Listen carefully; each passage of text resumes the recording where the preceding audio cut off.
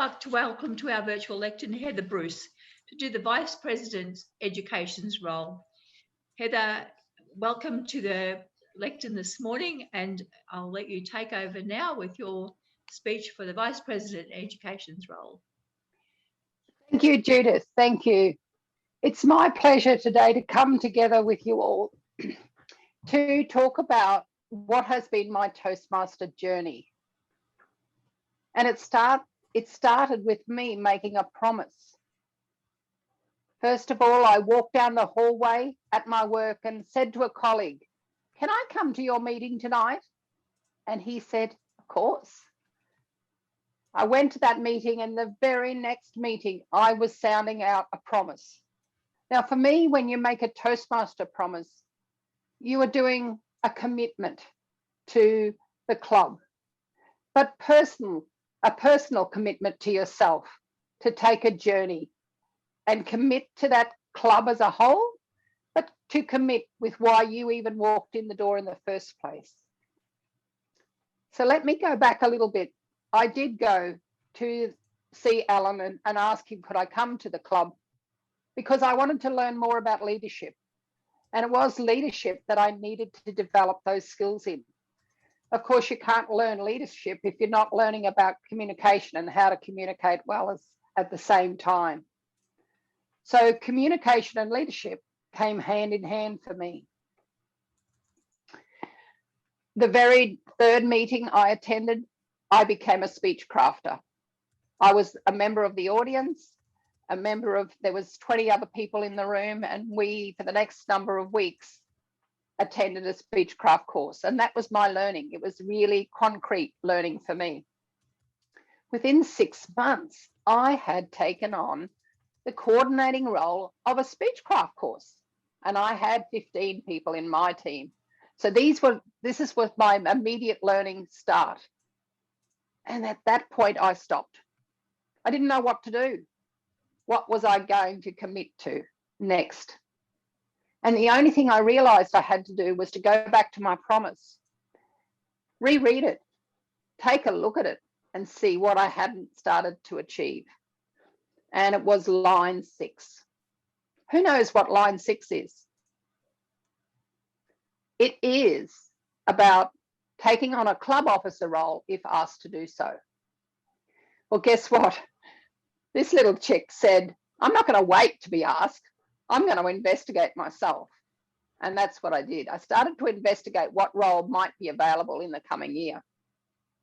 So 15 months after starting Toastmasters in April of 2012, I took on my first role, which was secretary.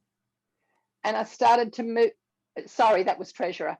And I started to move through various roles. I've now done a VPE, a VPM, president numerous times, club sponsor, and various district roles as well. But I really liked, and the highlight for me was to be a VPE. It was an exciting role. We had 28 members throughout the year that I was a VPE. It was challenging. It made me understand that people coming to the Toastmaster meeting were all different and had different desires and goals and commitments. I had people that were quiet in the room and sat back and let other people talk or pick up the roles variously. Other people were not picking up the roles. So what we did is we talked to them individually. And this is where my skills started to develop. What I liked about this is it didn't allow me to develop skills that I've already got. It was more about connecting with people. This was important to me because one of the criteria of coming to Toastmasters was also about being a better person.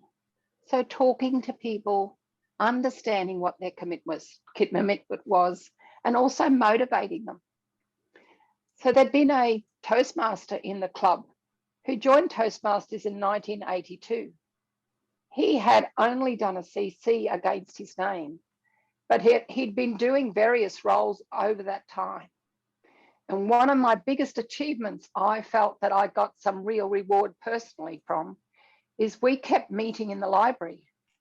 He's a mature man, he was 70 at the time.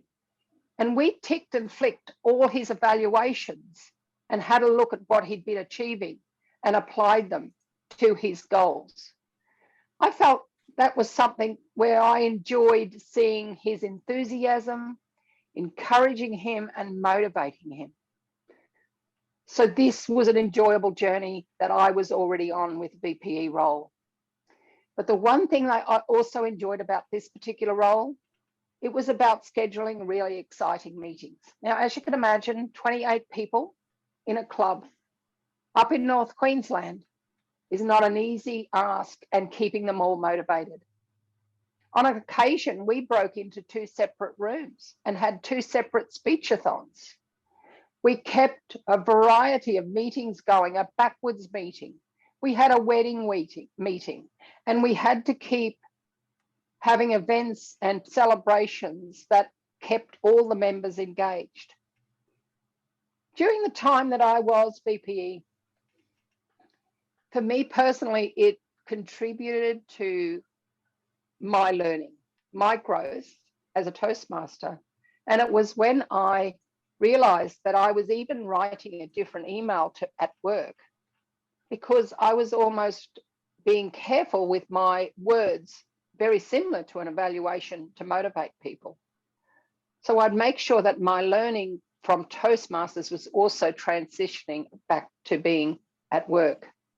So an evaluation, a positive evaluation during a time that you were supporting a team member at work was really critical.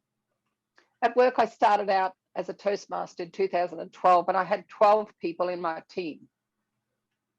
Today, I have 75.